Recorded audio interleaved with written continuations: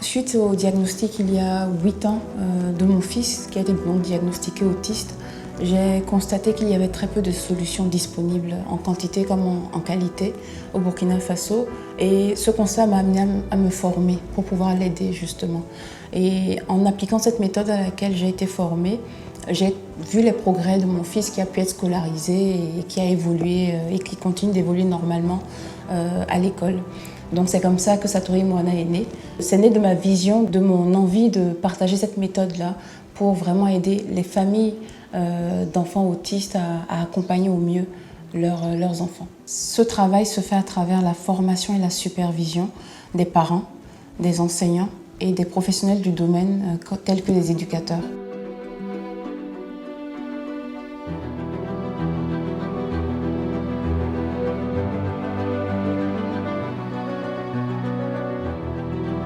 Avant la rencontre avec l'Occitane, les défis que je rencontrais, c'était vraiment au niveau de la communication, parce que l'autisme n'est pas très connu, même loin d'être très connu ici au Burkina et partout ailleurs en Afrique. Donc c'était assez problématique pour moi de toucher la cible que je visais. Il y avait aussi le défi du modèle économique, trouver le bon modèle économique, ça aussi ça a été assez difficile au début.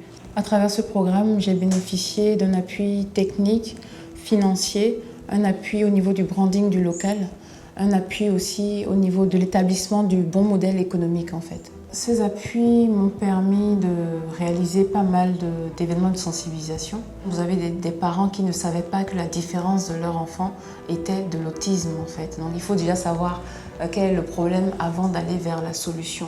Donc ça c'était très important de faire de la sensibilisation à ce niveau-là. On continue d'ailleurs.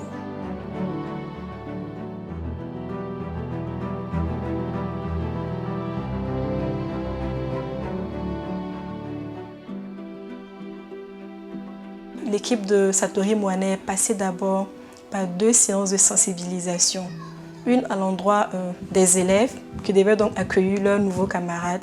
Une deuxième séance vis-à-vis des adultes de l'école, le personnel, les parents d'élèves, ce qui nous a facilité donc la tâche dans notre nouveau projet d'inclusion scolaire.